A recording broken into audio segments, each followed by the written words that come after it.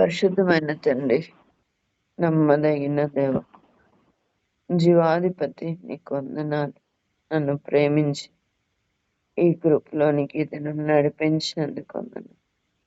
నిజంగానే సిస్టర్ అడగక మునిపే మీరు నన్ను ప్రేరేపించినారు నాయన. అందుని బట్టి కూడా నిన్ను స్తుతించి ఆరాధిస్తా ఉన్నాను. దయగల ప్రభా, అయోగ్యురాల్ని, ఎన్నిక లేని దాన్ని ఈ పరిచర్య అడ్డుకోవాలని శత్రువు చేసిన ప్రయత్నాన్ని నువ్వు లయపరిచినందుకు కూడా వందనాలు ప్రభా. నీ దయను బట్టి రీతిగా సమకూర్చబడ్డానికి ఇచ్చిన కృపకై కృతజ్ఞత. అయితే నన్ను క్షమించండి, పవిత్రపరచండి. నా ప్రతి పాపము నీ పనికి అడ్డుగా రాకుండా దయచేసి కనికరించు నాయన. పాపి నన్ను ఒప్పుకుంటున్నాను తండ్రి, కనికరించి పరిశుద్ధపరచండి, క్షమించండి. నన్ను అభిషేకించండి, స్వాధీనపరచుకోండి. నాలో మీరుండండి, మీరు మాట్లాడండి. చేరువచ్చిన ప్రతి బిడ్డను బట్టి వందనములు. వారందరినీ కూడా పరిశుద్ధపరిచి స్వాధీనపరచుకోండి దేవా. ప్రతి ఒక్కరిని అభిషేకించండి. వినబడుతున్న వాక్యం ప్రతి వారి హృదయాంతరంగంలో లోతైన కార్యం చేయనట్లు కృపనివ్వండి నాయన. ఓ దేవా, మీరిచ్చినటువంటి ఈ పాటను బట్టి వందనాలయ్యా. నా తండ్రి, నిజమే, నీ కృపాతిశయం మేము నిత్యము కూడా కీర్తిస్తాం నాయన. కనికరం గల దేవా, మాకు విజయం వస్తుందంటే, వచ్చిందంటే అది కేవలము నీ కృపను బట్టి నాయన. ఈ లోకంలో ఎంతో పోరాటం, విజయం సునాయాసంగా సులభంగా పొందాలంటే నీతి సూత్రములలో ఒక సూత్రాన్ని మాకు బోధించమని వేడుకుంటున్నాను. దానికి అవసరమైన వాక్య భాగాన్ని కూడా దయచేయమని వేడుకుంటున్నాను. ఎందుకు ఆ వాక్య భాగం చెప్పినావో వేరే దాన్ని వివరించండి నాయన. నా సొంత జ్ఞానం, ఆలోచన, ప్రణాళిక, అనుభవాన్ని క్రీస్తు నామంలో కొట్టివేసి మీ ధర్మశాస్త్రం నందు ఆశ్చర్యకరమైన కార్యములను చూచినట్లు మా కన్నులు తెరవండి. మీ స్వరం వినపడచేయమని వేడుకుంటూ అడిగి ఊహించిన దానికంటే అత్యధికంగా చేస్తున్నందుకు కృతజ్ఞతలు చెల్లిస్తూ యేసయ్య నామంలో ప్రార్థిస్తున్నాను తండ్రి, ఆమేన్. యెహోవా నీ కృపాతిశయము నిత్యము కీర్తింతున్, నిత్యము కీర్తింతున్. తరతరములకు నీ విశ్వాస తెలియపరచెదను, తెలియపరచెదను. కలువరి సిలువారక్తముతో నీ బంధన స్థిరపరచి పాపము క్షమించే. కలువరి సిలువారక్తముతో నీ బంధన స్థిరపరచి పాపము క్షమించే. యెహోవా నీ కృపాతిశయమును నిత్యము కీర్తింతు, నిత్యము కీర్తింతు. ప్రతి శోధనపై నీవు నాకు విజయమునిచ్చెదవు, విజయమునిచ్చెదవు. నన్ను విడిపించుటకు నీవు నమ్మదగిన వాడవు, నమ్మదగిన వాడవు. యెహోవా నీ కృపాతిశయమును నిత్యము కీర్తింతున్, నిత్యము కీర్తింతున్. మంచి పోరాటము పోరాడి జయమును పొందెదరు, జయమును పొందెదను. మంచి పోరాటము పోరాడి జయమును పొందెదను. జయమును పొందెదను. మహిమా మకుటమునిచ్చెడు ప్రభునకు హల్లెలూయా పాడేదన్. హల్లెలూయా పాడేదన్. మహిమా మకుటమునిచ్చెడు ప్రభునకు హల్లెలూయా పాడేదన్. హల్లెలూయా పాడేదన్. యెహోవా నీ కృపాతిశయమును నిత్యము కీర్తింతున్. నిత్యము కీర్తింతున్. కీర్తన 119 కొన్ని వచనాలు మనం చూద్దామా. 98వ వచనం. నీ ఆజ్ఞలు నిత్యము నాకు తోడుగానున్నవి. నా శత్రువులను మించిన జ్ఞానము అవి నాకు కలుగజేయుచున్నవి. 99. నీ శాసనములను నేను ధ్యానించుచున్నాను, కావున నా బోధకులందరికంటే నాకు విశేష జ్ఞానము కలదు. 100వ వచనం. నీ ఉపదేశములను నేను లక్ష్యము చేయుచున్నాను, కావున వృద్ధుల కంటే నాకు విశేష జ్ఞానము కలదు. ఇక్కడ మనము గమనించినట్లయితే దేవుని ఆజ్ఞలు, శాసనాలు, ఉపదేశాలు అని రాయబడి, ఆ 3 కూడా దేవుని వాక్యాన్ని సూచిస్తున్నాయి. ఏమంట మొదటి వచనంలో అంటే 98వ వచనంలో ఏం చెప్పబడింది? నీ ఆజ్ఞలు నిత్యము నాకు తోడుగా ఉన్నవి. అంటే ఈ కీర్తనకారుడు దేవుని ఆజ్ఞలు బట్టి సంతోషించేవాడుగా కనబడతాడు. మనమైతే దేవుని ఆజ్ఞలకి అబ్బా మళ్ళా ఇంకొక ఆజ్ఞ వచ్చిందా అనుకుంటాం. కానీ ఆ కీర్తనకారుడు ఎలాగున్నాడంటే, దేవుడు నాకు ఆజ్ఞాపించినాడు అనే ఎంతో సంతోషంతో ఉన్నాడు. ఇంకా ఏమంటున్నాడంటే అవి నాకు తోడుగా ఉంటున్నాయి. మనకి ఏదైనా శ్రమ వచ్చిందనుకోండి, ఏం చేస్తాము? శ్రమలో ఎవరన్నా తోడై ఉంటే బాగుండు అని అనుకుంటాం. ఆ తోడును కోరుకుంటాం. ఈయన దేవుడి ఆజ్ఞల్ని తోడుగా కోరుకుంటున్నాడు. ఇంతేకాకుండా 112వ కీర్తనలో కూడా మొదటి వచనంలో ఏమనుంటది? యెహోవాను స్తుతించుడి, యెహోవా యందు భయభక్తులు గలవాడు ఆయన ఆజ్ఞలను బట్టి అధికముగా ఆనందించువాడు ధన్యుడు. ఎంత గొప్ప సంగతి! ఆయన ఆజ్ఞలను బట్టి అధికముగా ఆనందించువాడు ధన్యుడు. చూసారా, దేవుడు ఏదైనా ఆజ్ఞాపిస్తే కష్టంగా మనం పనిచేస్తాం, కానీ అసలు ఆ ఆజ్ఞల యందు ఆనందిస్తాడంట ఈ వ్యక్తి. అలాంటి వారు ధన్యులు అని చెప్తాను. దేవుడు వారిని దీవించేవాడుగా ఉన్నాడు. అసలు నిజంగా వాక్యం ఇది మీకు చెప్తా ఉంటే నాకే పని చేస్తుంది. ఈరోజు దేవుని మందిరంలో ఉన్నప్పుడు దేవుడు నాతో చెప్తా ఉన్నాడు, నీకు ఇప్పుడున్నటువంటి పరిస్థితుల్లో దేవుని మీద కాన్సన్ట్రేట్ చేసి ఆత్మీయంగా అంతకంతకు ఎదగాలి. అయితే దానికి ఒక మార్గాన్ని దేవుడు సూచిస్తున్నాడు. కఠినమైన మార్గమే, శత్రువు కృంగదీసే మార్గమే. వాణ్ణి జయించాలంటే ఎలా ఉండాలి అంటే, నువ్వు బలం తెచ్చుకోవాలి. అధికముగా అంతకంతకు బలం తెచ్చుకోవాలి. అప్పుడు వాడి మీద నువ్వు విజయం సాధిస్తావు. వాడు ఎంత శోధిస్తాడో అంత బలవంతురాలవ్వాలి. అప్పుడే వాడి శోధని నువ్వు జయించగలుగుతావు. అయితే దానికి ఒక మార్గం అంటే దేవుడు సూచించేటువంటి మార్గాలు ఎట్లుంటాయంటే మానవుని జ్ఞానానికి మించినవి. అది కూడా మాట్లాడుతూ వచ్చినాడు ఈరోజు మందిరంలోనే. యెషయా గ్రంథము 55వ అధ్యాయంలో, యెషయా గ్రంథం 55, 8, 9 వచనాలు. నా తలంపులు మీ తలంపుల వంటివి కాదు, మీ త్రోవలు నా త్రోవల వంటివి కాదు. ఇది యెహోవాకు.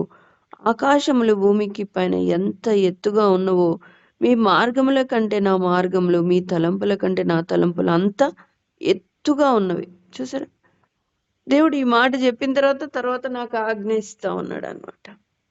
మళ్ళీ మామూలుగా ఏమనుకుంటాం మనం, ఇది ఆయన తలంపులు ఎంతో ఉన్నతంగా ఉన్నాయి, మార్గములు ఎంతో ఎత్తుగా ఉన్నాయి.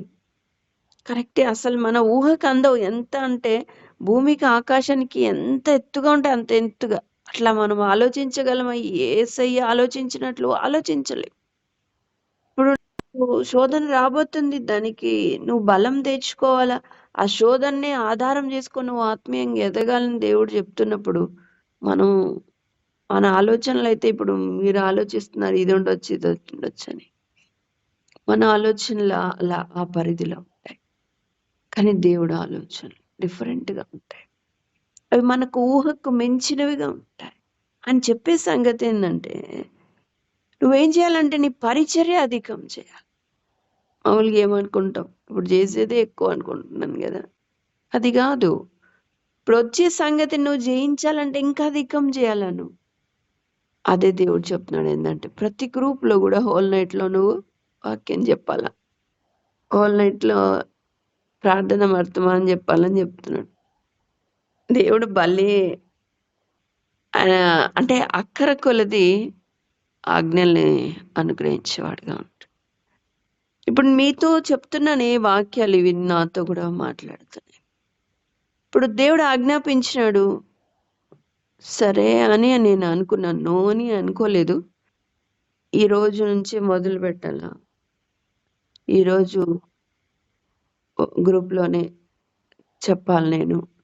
అయిపోయిన వెంటనే సిస్టర్కి ఫోన్ చేయాలనుకున్నాం. ఇంకా మందిరం జస్ట్ అయిపోయింది, అప్పుడే సెల్ ఏదైనా వచ్చినేమో చూసుకుంటే మాది 2:30 ఎప్పుడు అయిపోయింది. అప్పటికే మెసేజ్ వచ్చింది సిస్టర్ పంపించినది. ఆశ్చర్యం అనిపించింది, దేవుడు మాట్లాడిన మాట వెంటనే ఓకే సిస్టర్ అని పెట్టినాడు.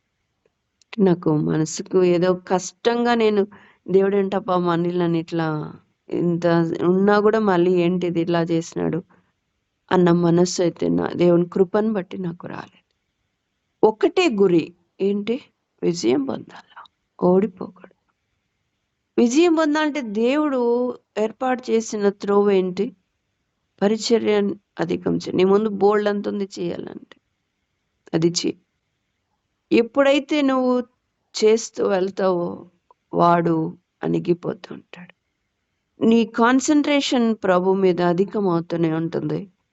దేవుని ప్రజల పట్ల ప్రేమ అధికమయ్యేటట్లుగా, పరిచర్య విషయం ప్రేమపూర్వకంగా సమర్పించుకునే విషయం అది అధికమవుతూనే ఉండాలి.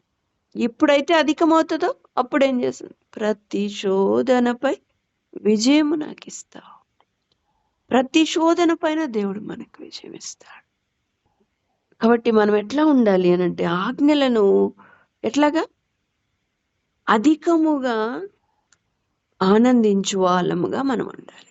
అనిచ్చే ఆజ్ఞ మామూలుగా అయితే నాకు మెసేజ్ ఎప్పుడు వస్తుంది అంటే, వారానికి 1 ఉండొచ్చు, హోల్ నైట్లో మేబీ ఎక్కువైతే 2 ఉండొచ్చు. ఇప్పుడు 7 రోజులు అంటే 7 రోజులు కూడా మెసేజ్ ఉన్నట్టు లెక్క హోల్ నైట్లో. అక్కర మరి అది అక్కర ఉందో లేదో, లేకపోతే దేవుడు మీ ప్రార్థనలు బట్టి నాకు అట్లాగా ఫిక్స్ చేసినాడు, అది తర్వాత విషయం. కానీ ఇప్పుడు దేవుడు నాకు ఇచ్చిన ఆజ్ఞ నేను ఎట్లా తీసుకోవాలమ్మా, అధికముగా ఆనందిస్తూ తీసుకోవాలి. ఎంత ఆనందం అమ్మా, దేవుడు నీకు అప్పగించాడే, అయ్యో ఇంతమందిలో నాకు ఇచ్చినాడు, ఇంత ఎక్కువ పరిచయం ఇచ్చినాడంటే ఆయనకి ఎంత నమ్మకం, నేను తప్పగా చేస్తానని. ఇంకా దాన్ని బట్టి నేను సంతోషించాలి కానీ దుఃఖపడకూడదు. కాబట్టి ప్రభు యొక్క ఆజ్ఞలు ఎందు మనం ఎలా ఉండాలి, వాటి ఎందు ఆనందించేవారు. ఇప్పుడు చూడు, మీ గ్రూప్లో ఏదైనా వర్క్ ఇస్తారు, ముక్కుకుంటా మూలుకుంటా బాధపడుకుంటా, అబ్బా నాకేనే వాళ్ళకి ఇవ్వరా అని అనకూడదు. అది సంతోషంతో చేయాలి. అది వర్క్ ఏదో పనికిమాల పని కాదు, దేవుడు ప్రజల కొరకు ప్రయాసపడే పని, అది నీకు వచ్చిన పని, లేకపోతే కొంచెం శ్రమపడి నేర్చుకోవాల్సిన పని. దాంట్లో నువ్వు ఆనందిస్తే అప్పుడు ఏంటంట, ధన్యుడు అంటే ఇంగ్లీష్లో ఏమని ఉంటుంది, బ్లెస్డ్ అని ఉంటుంది. అంటే దీవించబడతావు. ఎప్పుడు అని ఆజ్ఞలు నువ్వు ఆనందిస్తూ ఉన్నప్పుడు వస్తుంది నీకు ఆశీర్వాదం. మూలుగుతున్నప్పుడు అలాగే అసమాధానంతో చేస్తున్నప్పుడు రా. అటు ఎవరు ఇచ్చినా అది దేవుని పని ఇస్తారు గనక మహాభాగ్యంగా ఎంచుకోవాలి. మనకెంతో శ్రమ అనుకోవద్దు. ఆజ్ఞాపించిన వాడు ఆయనైతే బలమిచ్చేవాడు ఆయనే, అనుకూలపరిచేవాడు ఆయనే.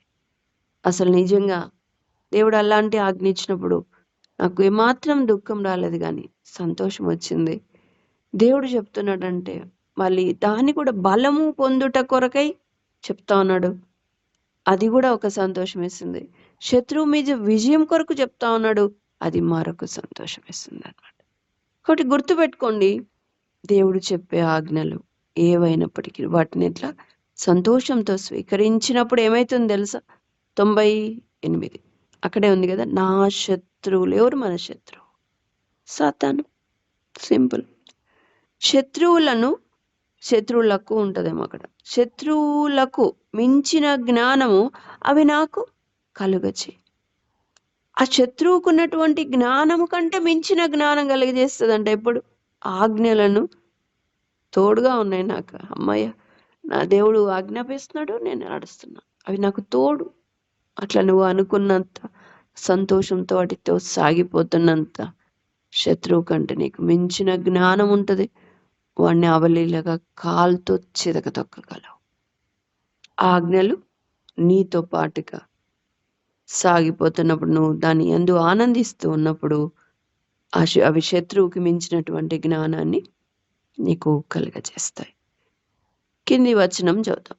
నీ శాసనములను నేను ధ్యానించుచున్నాను, కావున నా బోధకులందరికంటే నాకు విశేషమైన జ్ఞానము కలదు.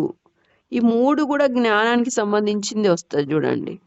98 ఏమో శత్రువులకు మించిన జ్ఞానం వస్తుంది. 98 ఏమో బోధకులందరికంటే నాకు విశేష జ్ఞానం. అసలు ఎంత గొప్ప మాట తెలుసా ఇది! బోధకుల కంటే అనలేదు, బోధకులందరికంటే నాకు విశేషమైనటువంటి జ్ఞానము ఏది ఇవ్వగలదు అంటే, నీ శాసనములను నేను ధ్యానించున్నప్పుడు. చదవడం వేరు, లేకపోతే పాయింట్స్ రాసుకోవడం వేరు, లేకపోతే నోట్స్ ప్రిపేర్ చేసుకొని దివారాత్రులు రాస్తూ ఎన్ని పదాలు, ఎన్ని కొత్త నిబంధనలు ఎన్ని పదాలు ఉన్నాయి, పాత నిబంధనలు ఎన్ని పదాలు ఉన్నాయి, ఇలాగ మనం కౌంటింగ్ పెట్టుకోవడం వేరు, ధ్యానించడం వేరు. ఆ శాసనాలు నీవు ఎలా ఉండాలంటే దివారాత్రులు వాటిని ధ్యానించువాడు ధన్యుడు కదా. మొదటి వచనంలోనే చూస్తాం, కీర్తనలు మొదటి దాంట్లో. ధ్యానించేవాడికి ఏంటి గ్రేట్నెస్? చదివేవానికి ఏంటి? వాడికి వీడికి ఏంటి తేడా? ఏంటి? ధ్యానించేవాడు ఏం చేస్తాడంటే, వాడు ప్రతి నిమిషము కూడా దివారాత్రులు వాడి హృదయంలో ఆ వాక్యం ఉంటుంది.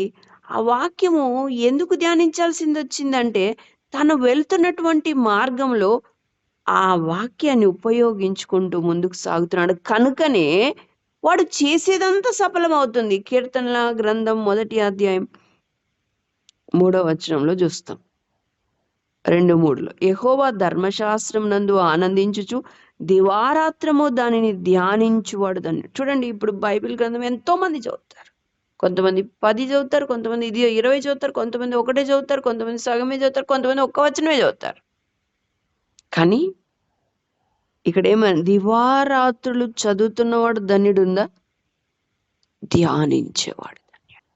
చదివి నోట్స్ ప్రిపేర్ చేసుకొని పెద్ద పెద్ద సంగతులు గ్రంథాల్లోను బుక్కుల్లోను బయటికి తీయడం వేరు, వాటిని అన్వయించుకొని జీవితంలో ధ్యానిస్తూ జీవించడం వేరు. అట్టి వారిలో ధ్యానించడం అంటే ఏంటంటే, నువ్వు జీర్ణం చేసుకోవాలా, అబ్జర్వ్ చేసుకోవాలా, నీ జీవితానికి అన్వయించుకోవాలి ఆ వాక్యాన్ని. అప్పుడు నువ్వు నీటి కాలువల ఎవరు నాటబడిన ఆకువాడక తన కాలమందు ఫలమిచ్చే చెట్టు వలె నువ్వు ఉంటావు. అప్పుడు నువ్వు చేసేదంతా సఫలమవుతుంది. నువ్వు దాని జీవితంలో అన్వయించుకోకుండా, అట్లాగా నువ్వు జీవించకుండా, నువ్వు ఎంత చదివినా, ఎన్ని కొత్త కొత్త సంగతులు బైబిల్లోంచి నువ్వు బయటికి తీసినా కూడా ఈ సంగతి నెరవేర్చబడదు. కాబట్టి గుర్తుంచుకొని, ఎంతో మంది చదువుతున్నాం, మనం కూడా చదువుతున్నాం, కానీ తేడా జీవితానికి అది అన్వయించుకొని జీవించాలి. ప్రకటన గ్రంథంలో కూడా చూస్తాం కదా, వినువాడు ధన్యుడు, ప్రవచన వాక్యములు చదువువాడు ధన్యులు, కైకొనేవాడు మరి ధన్యుడు. మరి ధన్యుడు గనకనే ఇప్పుడు బోధకులందరికంటే విశేష జ్ఞానం వస్తుంది అక్కడ. బోధకులు అన్నాకనే ఖచ్చితంగా చదువుతారు. బోధకులు అందరూ అంటే ఇంకా అందరూ కూడా చదువుతారు. అందరికంటే విశేష జ్ఞానం నీకు రావాలంటే వాళ్ళందరూ చేయలేని పని నువ్వు చేయాలి. ఏంటది? అది ధ్యానించాలి, అన్వయించుకోవాలి, గైకొనాలి. అప్పుడు నువ్వు మరి ధన్యురాలవైతావు. అప్పుడు బోధకులందరికంటే నీకు విశేష జ్ఞానం కలుగుతుంది. ఎప్పుడైతే ఆయన శాసనంలో నువ్వు ధ్యానిస్తావో అప్పుడు బోధకులందరికంటే నీకు విశేషమైన జ్ఞానం కలుగుతుంది. తర్వాత 100వది, నీ ఉపదేశములను నేను లక్ష్యము చేయుచున్నాను, కావున వృద్ధుల కంటే నాకు విశేష జ్ఞానము కలదు. అసలు ఎంత చక్కగా రాస్తున్నాడంటే, ఎంత కాన్ఫిడెన్స్గా ఈ వాక్యాలు రాస్తున్నాడంటే, నాకు ఉంది అని చెప్తా ఉన్నాడు. చెప్పగలం అట్లాగా మనం? కావున నా బోధకులకంటే నాకు విశేష జ్ఞానం కలదు. అమ్మోయ్, అట్లా చెప్పగలమా? కావున వృద్ధుల కంటే నాకు విశేష జ్ఞానము కలదు. ఎంత ఖచ్చితంగా ఆయనకు అట్టి జ్ఞానం ఉందో, అట్టి జ్ఞానం ఉంది గనకనే అంత ఖచ్చితంగా చెప్తా ఉన్నాడు. దేని బట్టి అనే సంగతి కూడా చెప్తా ఉన్నాడు. మొట్టమొదటిది ఏం చేసినాం? ఆయన ఆజ్ఞలయందు ఆనందించడం, అవి నాకు తోడు. ఇది ఆ విషయంలో కూడా మనం చూస్తాం. కీర్తన 23లో ఏంటంట, 23లో ఏమని చెప్తారు? గాఢాంధకారపు లోయలో నేను సంచరించినను ఏ అపాయమునకు భయపడను అని చెప్తూ ఏమంటాడంటే, నీవు నాకు తోడయుందువు, నీ దుడ్డు కర్రయు నీ దండమును నన్ను ఆదరించును. ఏంటంటమ్మా? దేవుడు తోడే ఉంటాడంట. గాఢాంధకారపు లోయలో వెళ్తా ఉంటే నేను భయపడను, ఏ అపాయం రాదంటున్నాడు. ఏం దేవుడు కాపాడుతాడు, రెక్కల చాట్లు భద్రపరుస్తాడని లేదంటున్నాడా? నువ్వు నాకు తోడై ఉంటావు. ఎవరు ఆ నువ్వు అంటే, నీ దుడ్డు కర్ర నీ దండము. ఏం చేస్తామ్మా దుడ్డు కర్రతో? గొర్రెనేం చేస్తాం దుడ్డు కర్రతో? దండంతో ఏం చేస్తాం గొర్రెను? గాఢాంధకారపు లోయలో ఏం చేస్తాం? కర్రతో గొర్రె పిల్లని ఏం చేస్తే అది గాఢాంధకారంలో నుంచి, అపాయం నుంచి తప్పించబడుతుంది అనంటే ఆ దుడ్డు కర్రతో సరి చేసుకుంటా వెళ్తాం. అవే మనకు ఆజ్ఞల్ని సూచిస్తాయి. ఆ దుడ్డు కర్ర, ఆ దండము నాకు తోడు. కాబట్టి నేను భయపడిన అసలు ఎవరైనా అట్లా దేవుడు నన్ను శిక్షిస్తాడబ్బా అని భయపడతామే గాని, అవి నాకు తోడు, వాటి వల్ల నేను అపాయం నుంచి తప్పించబడతా అని ఎంత సంతోషంగా ధైర్యంగా చెప్తా ఉందో ఈ గొర్రె పిల్ల. అలాగా ఆయన ఎందు మనం ఆనందించాల. ఆయన ఆజ్ఞలు ఎందు మనం, ఆ ఆజ్ఞల్లో నిజంగా నా జీవితంలో చెప్తున్నాను, దేవుడు చెప్పిన పని చేస్తాను.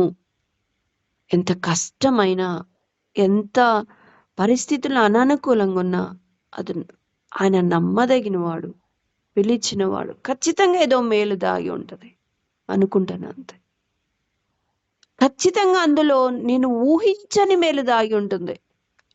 నా కన్నులకు కనపడదు అంతే. ఇందాక చదివాను కదా, భూమికి ఆకాశంకి ఎంత ఉన్నతంగా ఉంటుంది, అంత ఉన్నతంగా ఉంటుందమ్మా నీ తలంపులకి నా తలంపులకి.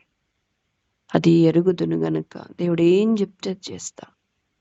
అది నాకు కష్టం, క్లిష్టం, బాధాకరం. కొన్నిసార్లు కొన్ని విడిచిపెట్టాలంటే కూడా చాలా కష్టం. కానీ దేవుడి ఆజ్ఞలో పడతా, సంతోషంగా చేస్తా. ఎప్పుడైతే అవి చేస్తూ ఉంటానో అద్భుతం, ఆశ్చర్యకరమైన దీవెన, ఆశీర్వాదం నా జీవితంలో చూస్తా. చెప్పింది చెయ్యి అంతే.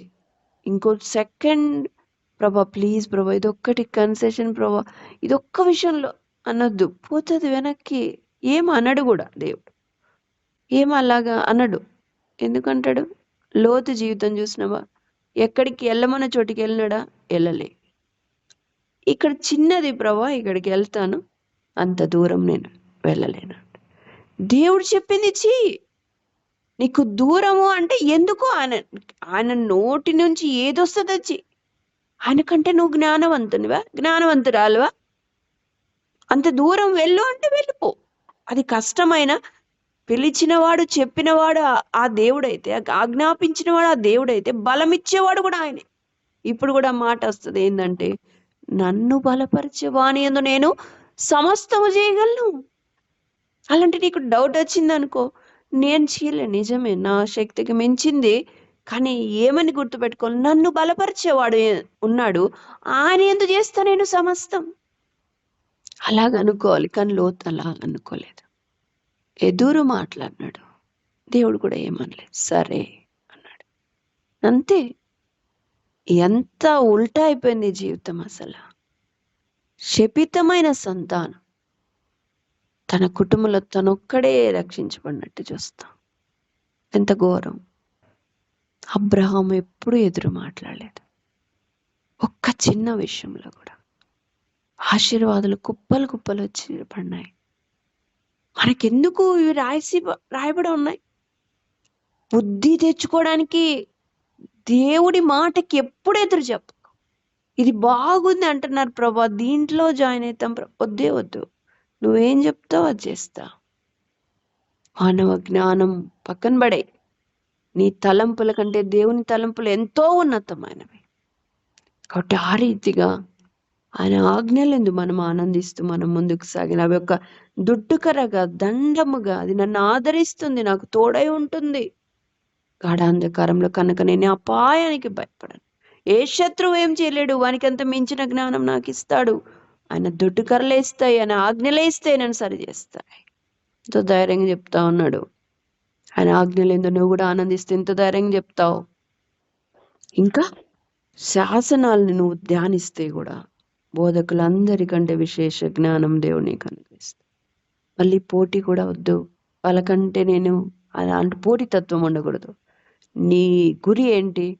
ఆయన చెప్పినవి నేను ధ్యానించి నా జీవితానికి అన్వయించుకోవాలి. అవి నేను ధ్యానించాలి. అలాగ నువ్వు అంతే, నువ్వు అంతవరకే. నీ ఆజ్ఞ ఎంతుంది అది చేయడానికి మాత్రమే మనసు పెట్టుకో. అది మాత్రం నమ్మకంగా చేసుకో. నిన్ను హెచ్చించే సంగతి ఆయనది, అదే ఆయన చూసుకుంటాడు. నేను వాళ్ళకంటే బాగానే ఉన్నాను, అవసరం లేదు. అటు పోటీతత్వమే వద్దు నీకో. దేవుడు ఆజ్ఞ, గురి వైపు పరిగెత్తా, అంతే. ఇంక నీ వెంట ఏం పరిగెత్తాయి తెలుసా? అక్కడే కీర్తనలు 23లో ఉంటుంది కదా, కృపాక్షేమములు నీ వెంట వచ్చును, అవి వెంట పరిగెత్తుతాయి. సరే, మూడవదిగా ఏం చేస్తాము? 100వ వచనం, నీ ఉపదేశములను నేను లక్ష్యము చేయుచున్నాను గనుక, కావున వృద్ధుల కంటే నాకు విశేష జ్ఞానము కలదు. నీ ఉపదేశములను నేను లక్ష్యము చేయుచును. దేవుడు కీర్తన గ్రంథం మనం ఎక్కువ చదువుతాం కదా. ఇది మనకు ఏదైనా ఆలోచన కరెక్ట్గా ఎటెళ్ళాలో మనకు తెలియదు. అలాంటప్పుడు మనము దేవునికి ప్రార్థన చేసి దేవుని అడిగినప్పుడు దేవుడు అంటాడు కదా, 32వ కీర్తన 8వ వచనం, నీకు ఉపదేశం చేస్తాను, నువ్వు నడవవలసిన మార్గాన్ని నేను నీకు బోధిస్తాను, నీ మీద దృష్టి ఉంచి నీకు ఆలోచన చెప్తాను. కాబట్టి దేవుడు చెప్తున్నట్టు ఉపదేశము ఆషామాషిగా చెప్పాడు. ఏమంటాడంటే, మొదటి పేతురు 5వ అధ్యాయంలో ఏమంటాడంటే, లక్ష్యము ఏమంటాడు అక్కడ, నేను నీ గురించి చింతించుచున్నాను అంటాడు. అంటే నీ గురించి నేను లక్ష్యము చేయుచున్నా, నీ చింత యావత్తు నా మీద వెయ్యి. నువ్వు ఇక్కడ నీ గురించి చింతించాల్సిన అవసరం లేదు, నేను నిన్ను లక్ష్య పెడుతున్నా అంటున్నాడు. అదే మాట ఇక్కడ వస్తుంది. నీ మీద ఎలాగ నేను నీకు ఉపదేశం చేస్తున్నానంటే, ఎలాగున నీకు ఆలోచన చెప్తున్నానంటే, నీ మీద నేను దృష్టి నిలుపుతున్నా, నీ మీద దృష్టి ఉంచి నీకు ఆలోచన చెప్పేదాన్ని. ఆ రీతిగా అంటే నీకు చెప్తున్నటువంటి ఉపదేశం అదేదైనా కానీ ఆయనే చెప్పొచ్చు, వాక్యం ద్వారా చెప్పొచ్చు, పర్సనల్ ప్రేయర్ చెప్పొచ్చు, కుటుంబ ప్రార్థనలు చెప్పొచ్చు, మందిరంలో చెప్పొచ్చు, ఇలా గ్రూపుల ద్వారా కూడా చెప్పొచ్చు. ఆ ఉపదేశము ఏదో మనిషి నుంచి వస్తుంది కాదు, ఆయన దగ్గర నుంచి వస్తుంది. నీ మీద దృష్టి ఉంచి చెప్తున్నాడు. అది నీకు ఆలోచన చెప్తా ఉన్నాడు. నువ్వేం చేయాలా? ఆ లక్ష్య పెట్టద్దు. నీ మీద లక్ష్యం ఉంచి చెప్తా ఉన్నాడు. ఎంతో కేర్ ఆయనకి నీవంటే. నీ సంగతి అంతా తెలుసు ఆయనకి. నువ్వు మళ్ళీ వివరించినక్కర్లా. అది అట్లా కదా ప్రభా, ఇది ఇట్లా కదా ప్రభా, నువ్వు ఇట్లా చేస్తే అట్లా అడ్డం వస్తుంది కదా ప్రభా, నువ్వు ఇట్లా చేస్తే అక్కడ ఆటంకాలు ఉంటాయి కదా ప్రభా, ఇది ఇట్లా చేస్తే అది వాళ్ళకి ఇబ్బందికరమేమో కదా ప్రభా. అవసరం లేదు, ఆయనకి ముందే అన్ని తెలుసు. నువ్వు ఎక్స్ప్లెయిన్ చేయొద్దు అసలు. ఉపదేశాన్ని నువ్వు ఏం చేయాలా? లక్ష్యము చేయి. ఆయన ఎంతో నీ మీద లక్ష్యం ఉంచి చెప్తా ఉన్నాడు. ఆ ఉపదేశాన్ని నువ్వు లక్ష్య పెట్టు, మహాభాగ్యంగా ఎంచుకో. అశమాషిగా అందరికీ చెప్పడు. కొంతమంది తనకలాడుతూ ఉంటాడు. ఎటెల్లాలో తెలియదండి, దేవుడు మాట్లాడట్లేదు. నా కోసం ప్రార్థన చేయండి. నాకు మార్గం తెలియట్లేదండి, నా కోసం ప్రార్థన చేయండి. దేవుడు అంత చక్కగా నీకు ఉపదేశం చేస్తా ఉంటే, ప్రతి మార్గాన్ని నీకు తెలియపరుస్తా ఉంటే, నువ్వు అంత నిర్లక్ష్యంగా ఉండద్దు. దాని అందు లక్ష్యం ఉంచు, దానికి లోబడి నెరవేర్చంతే. అప్పుడు అవి నీకేం చేస్తాయంటే వృద్ధుల కంటే నీకు విశేషమైనటువంటి జ్ఞానాన్ని కలుగజేస్తాయి. వృద్ధులు అంటే మనకంటే ముందున్న పితరులు, వాళ్ళకంటే విశేష జ్ఞానము. అలాగున నువ్వు లక్ష్యం ఉంచటం వల్ల, ఆయన ఉపదేశాల్ని లక్ష్యం ఉంచటం వల్ల నీకు కలుగుతాయి. కాబట్టి ఈ మాటల వల్ల మనం ఎక్కడ తప్పిపోయినామో సరి చేసుకుందాం. నిజంగా నువ్వు ఆశీర్వదించబడాలని నీకు ఆశ ఉంటే, శత్రువు మీద విశేష జ్ఞానం కలిగి వాడిని జయించాలని ఆశ ఉంటే, అంతేకాకుండా బోధకులందరికంటే నీకు విశేష జ్ఞానం కావాలంటే, నీ వృద్ధులందరికంటే కూడా నీకు విశేష జ్ఞానము కావాలంటే, ఈ రకంగా ఆయన యొక్క మాటలు, లేఖనాలు, శాసనాలు ఏం చెప్తున్నాయో దాని ప్రకారం మనం వెళ్ళినట్లయితే దేవుడు మనల్ని ఖచ్చితంగా ఆశీర్వదిస్తాడు. ఆయన వాక్యంలో ఉన్నది తూచా తప్పకుండా నెరవేర్చబడుతుంది. భూమి ఆకాశంలో గతించిన ఆయన ధర్మశాస్త్రం నందు ఒక పుల్లైన సున్నైనా తప్పిపోదు. కాబట్టి ఆ రీతిగా మన జీవితాలు మనం సరి చేసుకుందాం. అంతేకాకుండా ఒక చిన్న సులువైన మార్గం, నీతి సూత్రం అనుకోండి. ఇక్కడ సామెతలు అంటాడు కదా, నీతి సూత్రములను సంపాదించుకోండి. నాకు అర్థమైంది ఏంటంటే, నీతి సూత్రము అంటే, సూత్రం అంటే ఫార్ములా అంటారు కదా, మ్యాథ్స్లో ఫార్ములాస్ పెద్దగా చేసే బదులు ఆ ఫార్ములా ఉపయోగించుకొని షార్ట్ కట్లో ఆన్సర్ తీసేసుకుంటాం. అలాగే నీతికి సంబంధించి ఈ లోకంలో మనం జీవిస్తున్నప్పుడు పెద్ద సమస్యను మనం సాల్వ్ చేయడం కొరకు సింపుల్ వేలో మనం వెళ్ళినప్పుడు అది ఈజీగా మనం ఆ ప్రాబ్లం నుంచి బయటపడగలం. నీతి సూత్రములు. అయితే ఈ 3 విషయాలు ఇలాగను మనం పాటించి సాగిపోవాలంటే కూడా ఓ చిన్నది ఏంటంటే, ఇప్పుడే పాట యెహోవా నీ కృప అతిశయమును నిత్యము కీర్తిస్తా అని పాడుతూ కింద ఏమని పాడతా అంటే, విజయం గురించి అన్ని రకాలుగా అక్కడ కనబడ. ఇప్పుడు వీడు చెప్పిన విషయంలో కూడా విజయం అనుకోండి, వాటిని పాటించే విషయంలో విజయం అనుకోండి. ఎలాగున్నాం మనం అనంటే కృప కృప. చాలాసార్లు కూడా మన శక్తితో ట్రై చేయాలి. నేను ఈసారి ఆయన ఆజ్ఞలకు అన్నీ లోపడ్డానికి నేను ప్రయత్నం చేస్తా, నేను కూడా సంతోషిస్తా, నేను కూడా లోపడతా, నేను ఎంత కష్టమైన ఒప్పుకుంటా అని నేను వచ్చింది కదా, నువ్వు చేయలేవు, నువ్వు పడిపోతావు. అయితే ప్రభు కృప మీద ఆధారపడు. అయ్యా నన్ను బలపరచు, నీ అందు నేను సమస్తము చేయగలనయ్యా, నా వల్ల కాదు. అలాగనే ఎప్పుడైతే ఆయన కృప మీద ఆధారపడతావో చాలా సునాయాసంగా అవలీలగా ఈ మార్గాల గుండా వెళ్ళొచ్చు, ఇటు ఆశీర్వాదాలు పొందుకోవచ్చు. ఆయన కృప లేనిది మనం ఏమీ చేయలేం, ఆజ్ఞలేందు ఆనందించలేం, శాసనాలని ధ్యానించలేం, ఉపదేశాలని లక్ష్య పెట్టలేం, అసలు వాటి మీద గురి కూడా నిలపలేం.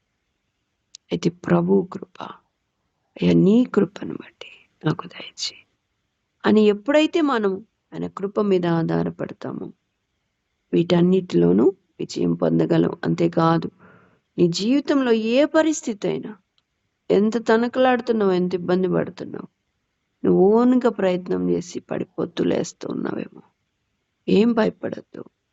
ప్రభు కృప మీద ఆధారపడు. నీ జ్ఞానం అంతా అణిచి, నీ సొంత జ్ఞానం ప్రణాళిక అంతా కొట్టి, ప్రభువా నాదంతా నా తలంపులోంచి ఎత్తేసే, నన్ను ఖాళీ చేయి, నీ కృపను బట్టి నన్ను నడిపించుకో. ఎంటీ అయిపో. పరితిగా విజయం చాలా సునాయాసంగా సాధించగలుగుతావు. ఒక ఎగ్జాంపుల్ చెప్తాను.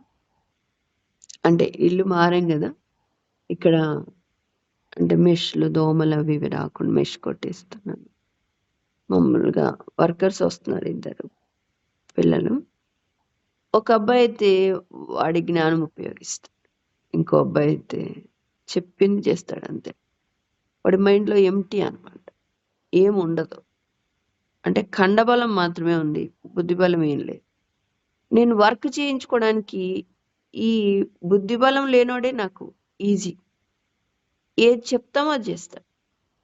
ఇంకొకడు వాడికి ఉన్న జ్ఞానం ఉపయోగించి ఇంకోటి ఏదో చెప్పాలని చేస్తాడు. అది సమయం వేస్ట్, ప్లస్ ఆడ పరిస్థితి కూడా అంతా వేస్ట్ అయిపోతా ఉంది.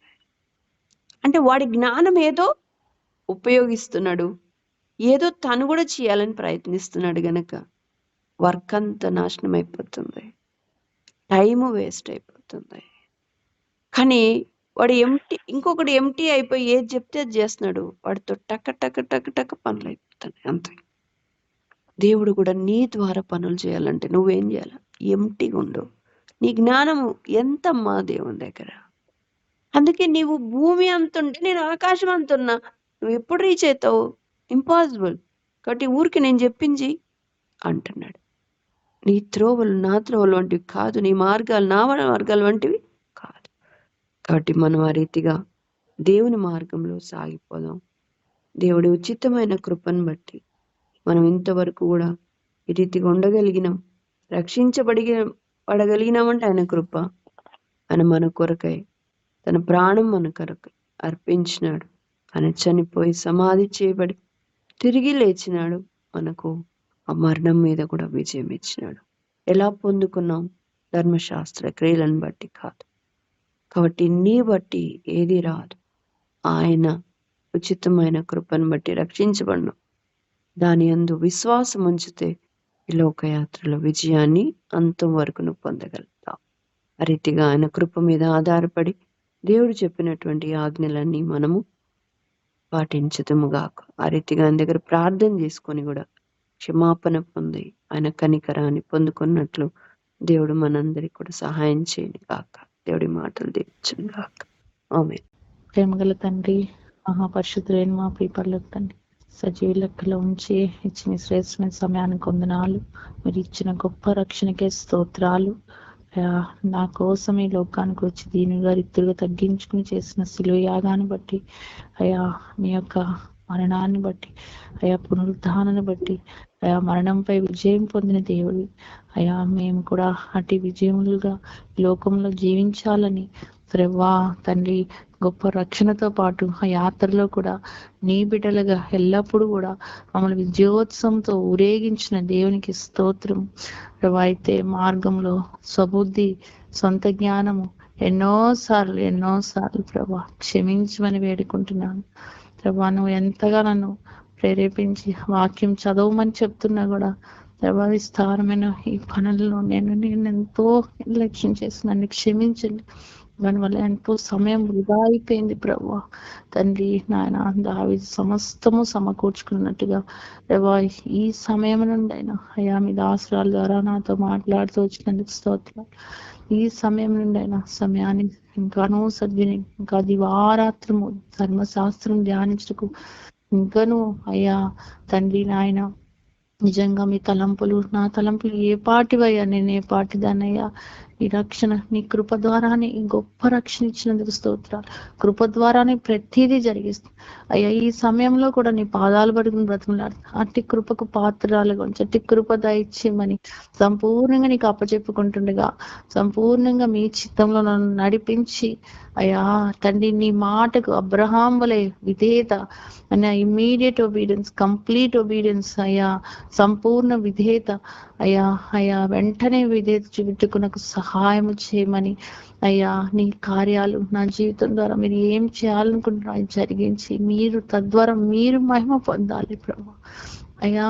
మీ కృపని కోరుకుంటూ నేను వేస్ట్ చేసిన సమయాన్ని అంతటిని బట్టి నన్ను క్షమించమని ప్రాధాయపడుతూ అయ్యా నిజంగా సమయం కొద్దిగా సంకుచితంగా అయ్యా ఎంతో కొద్దిగా ఉన్నదయ్యా. మీరు అక్కడ సమీపంగా ఉంది. ఎంతగా ప్రయాసపడాలి, ఎంతగా నీ సన్నిధిలో గడపలేకపోతే నాకు సహాయం చేయవా తండ్రి, నాకు సహాయం చేయండి. మీరు సహాయం చేయకపోతే నేను ఏమీ కూడా జయించలేదు.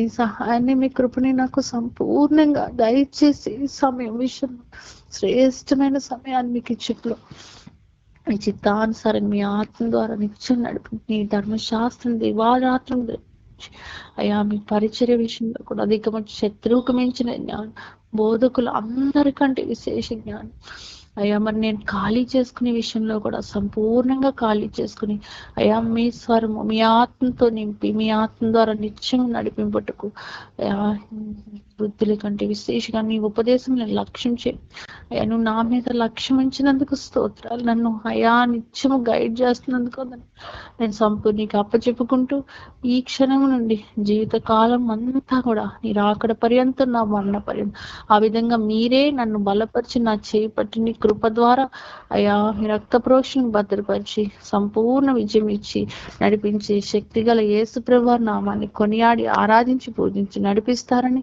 కృతజ్ఞతలు చెల్లిస్తూ అయ్యా ఇచ్చిన శ్రేష్టమైన లేఖనాలకి హృదయంలో భద్రపరిచి మా అందరిలో కూడా అట్టి కృప నిమ్మని నీరు కట్టి ఫలింపచేయమని కృతజ్ఞతతో ఇది అవసరాలను కూడా బలపరిచి ఇంకా వాడుకుంటూ రమ్మని ఆ పరిచయం అంతట్లో కూడా సహాయం చేయమని కృతజ్ఞతతో నజరేసు పరిశుద్ధ నామములో ప్రార్థించి ఆరాధించి కృతజ్ఞతలు చెల్లించి వినయంతో బ్రతినడి వేడుకుంటున్నాను మా ప్రభువు. ఆమేన్.